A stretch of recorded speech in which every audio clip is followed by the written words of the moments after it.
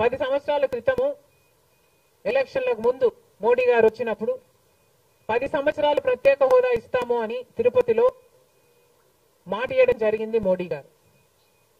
అప్పుడు చంద్రబాబు గారు చెప్పిన మాట 10 సంవత్సరాలు సరిపోదు, 15 సంవత్సరాలు కావాలి అన్నారు అదే సభలో. కానీ 10 సంవత్సరాలు గడిచిపోయినా కూడా ఈ రోజు వరకు కూడా బీజేపీ పార్టీ ఆ మాటను నిలబెట్టుకోలేదు. కానీ ఇప్పుడు చంద్రబాబు గారు మద్దతు ఇస్తున్నారు కాబట్టి బీజేపీ పార్టీ అధికారంలో నిలబడింది. ఈ విషయం మోడీ గారు గుర్తుపెట్టుకోవాలి. ఎందుకంటే ఈరోజు ఆంధ్ర రాష్ట్ర ప్రజల ఎన్నుకున్న ఎంపీలు కనుక బీజేపీ పార్టీకి చంద్రబాబు గారు మద్దతు ఇవ్వకపోయి ఉంటే అసలు బీజేపీ పార్టీ అధికారంలో ఉండే ప్రసక్తే లేదు. ఈరోజు బీజేపీ పార్టీ అధికారంలో ఉంది అంటే దానికి కారణం ఆంధ్ర రాష్ట్ర ప్రజలు అని మోడీ ఇప్పటికైనా గమనించాలి. చంద్రబాబు గారికి మరొకసారి గుర్తు చేస్తున్నాం, చంద్రబాబు గారు బీజేపీ పార్టీతో ఎలక్షన్లకు ముందు పొత్తు పెట్టుకుంటున్నప్పుడే కాంగ్రెస్ పార్టీ పదే పదే చెప్పడం జరిగింది, ఒక్క మాట అయినా తీసుకోకుండా, కండిషనల్ సపోర్ట్ అయినా మీరు ఎక్స్టెండ్ చేయకుండా, మీరు బేషరతుగా స్పెషల్ స్టేటస్ అన్న కండిషన్ పెట్టకుండానే మీరు బీజేపీ పార్టీకి ఎందుకు అలయన్స్ పెట్టుకున్నారు చంద్రబాబు గారు అని అప్పుడు ప్రశ్నించడం జరిగింది. ఇప్పుడు మళ్ళీ బీజేపీ పార్టీ చంద్రబాబు గారిని డిమాండ్ చేస్తుంది. ఇప్పుడు మళ్ళీ కాంగ్రెస్ పార్టీ చంద్రబాబు గారిని డిమాండ్ చేస్తుంది.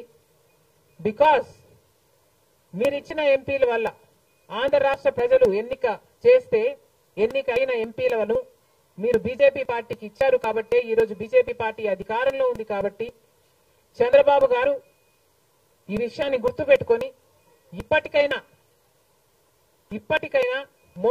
మొండి పట్టైనా సరే స్పెషల్ స్టేటస్ అన్నది ఆంధ్ర రాష్ట్రానికి అవసరం కాబట్టి ఇప్పటికైనా స్పెషల్ స్టేటస్ మీద చంద్రబాబు గారు సీరియస్ గా వర్క్ చేసి ఇది సాధించుకు రావాలి అని కాంగ్రెస్ పార్టీ ఆంధ్ర రాష్ట్ర ప్రజల తరఫున డిమాండ్ చేయడం జరుగుతుంది. ఒక స్పెషల్ స్టేటసే కాదు, పోలవరం ప్రాజెక్టు కూడా ఉంది. పోలవరం ప్రాజెక్టుకు చంద్రబాబు గారు 2 రోజుల క్రితం వెళ్లడం జరిగింది. నిజానికి పోలవరం ప్రాజెక్టు రాజశేఖర రెడ్డి గారి ఆలోచన. 2004లోనే రాజశేఖర రెడ్డి గారు 10,000 కోట్లతో 20 లక్షల ఎకరాలకు నీళ్లు ఇవ్వాలి అని తలపెట్టిన ప్రాజెక్టు పోలవరం ప్రాజెక్టు. రాజశేఖర రెడ్డి గారి హయాంలోనే కుడి ఎడమ కాలువలు పూర్తి చేయడం జరిగింది. ఆ కాంగ్రెస్ హయాంలోనే 4,500 కోట్లు అంటే దాదాపుగా 40% పనులు పూర్తి చేయడం కూడా జరిగింది. కానీ తర్వాత అధికారంలోకి వచ్చిన చంద్రబాబు గారు పోలవరం ప్రాజెక్టు కాస్టును అమాంతంగా 29,000 కోట్లకు పెంచారు.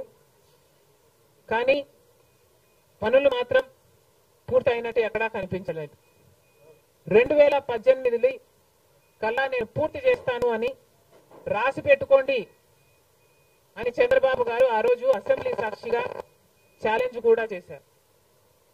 కానీ పోలవరం ప్రాజెక్టు చంద్రబాబు గారి వాళ్ళ సాధ్యం కాలేదు, పూర్తి చేయలేదు. ఆ తర్వాత అధికారంలోకి వచ్చిన జగన్మోహన్ రెడ్డి గారు పోలవరం ప్రాజెక్టుని మళ్ళీ రివర్స్ టెండరింగ్ అంటూ మొదలుపెట్టి 55,000 కోట్ల రూపాయలకు దాన్ని ప్రాజెక్టు కాస్ట్ను పెంచారు. తీరా చూస్తే ఏ పని జరగలేదు. ఇప్పటికైనా చంద్రబాబు గారు చెప్తున్న మాట ఏమిటి అంటే 75% పనులు మా హయాంలోనే పూర్తయ్యాయి, 25% పనులు మిగులున్నాయి, నేను పూర్తి చేస్తాను అని చెప్పడం జరిగింది మొన్న చంద్రబాబు గారు. చంద్రబాబు గారిని కాంగ్రెస్ పార్టీ ప్రశ్నిస్తుంది, మరి 25% పనులు మాత్రమే మిగులుంటే 4 సంవత్సరాలు పడుతుంది అని మీరు ఎందుకు చెప్పారో చంద్రబాబు గారు సమాధానం చెప్పాలి. పోలవరం ప్రాజెక్టు మీద ప్రజలకు క్లారిటీ లేదు కాబట్టి పోలవరం ప్రాజెక్టు మీద ఒక వైట్ పేపర్ మీరు రిలీజ్ చేయండి. దాంట్లో అసలు పోలవరం పరిస్థితి ఏమిటి, దాని డిజైనింగ్ దగ్గర నుంచి మొదలు పెడితే అసలు దాని ప్రస్తుత పరిస్థితి ఏమిటి, మీరున్న 5 సంవత్సరాల అధికారంలో ఉన్నప్పుడు ఏం చేశారు, తర్వాత జగన్మోహన్ రెడ్డి గారు ఏం చేశారు, ఇప్పుడు ఏమి చేయాలి, ఎగ్జిక్యూషన్ కథ ఏమిటి, అన్నిటి మీద చేస్తుంది. ఇదే కాకుండా రాష్ట్రంలో ఎన్నో సమస్యలు ఉన్నాయి. ఏపీ రీఆర్గనైజేషన్ యాక్ట్ లో మనం తెచ్చుకోవాల్సింది, సాధించుకోవాల్సింది ఎన్నో ఉన్నాయి.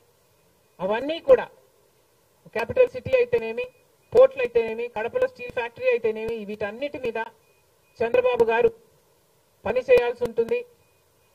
మన రాష్ట్రంలో ఎక్కడా లేని విధంగా 50 లక్షల మంది బిడ్డలు ఉద్యోగాలు లేకుండా ఉన్నారు.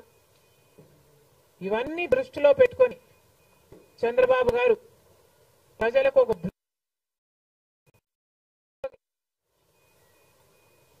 బాగుంటుందని కాంగ్రెస్ పార్టీ భావిస్తుంది. ఇదే కాకుండా చంద్రబాబు గారు సూపర్ 6 ఈ గ్యారంటీలతో చంద్రబాబు గారు ఎన్నికలకు వెళ్లారు. దీంట్లో యువతకు 20 లక్షల యువత వరకు ఉద్యోగ అవకాశాల కల్పన కల్పిస్తామని చెప్పారు. లేదా 3,000 రూపాయలు ప్రతి నెల ప్రతి నిరుద్యోగికి నిరుద్యోగ భృతి ఇస్తామన్నారు చంద్రబాబు గారు. అదే కాకుండా స్కూల్కి వెళ్లే పిల్లలకు ప్రతి విద్యార్థికి 15,000 రూపాయలు సంవత్సరానికి ఇస్తామని చెప్పారు. ప్రతి రైతుకి 20,000 రూపాయలు ఆర్థిక సహాయం ఇస్తామన్నారు.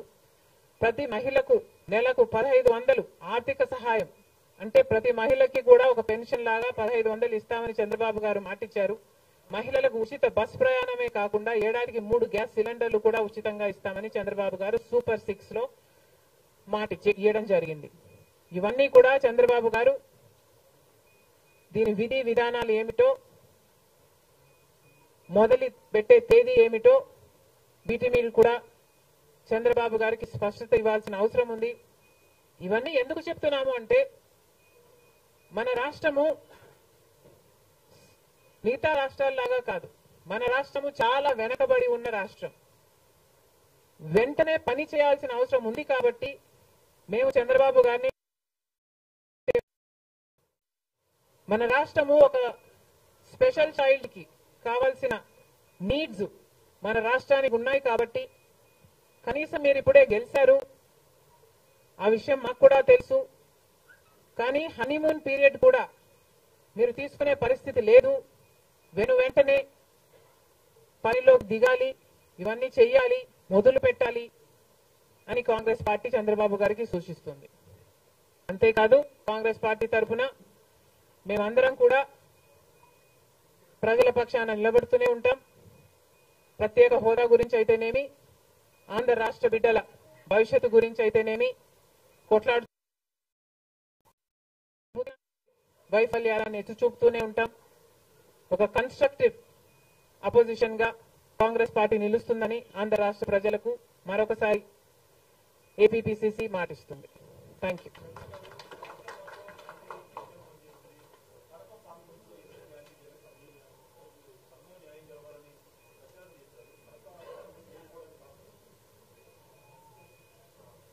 Kadapa situation is a different situation because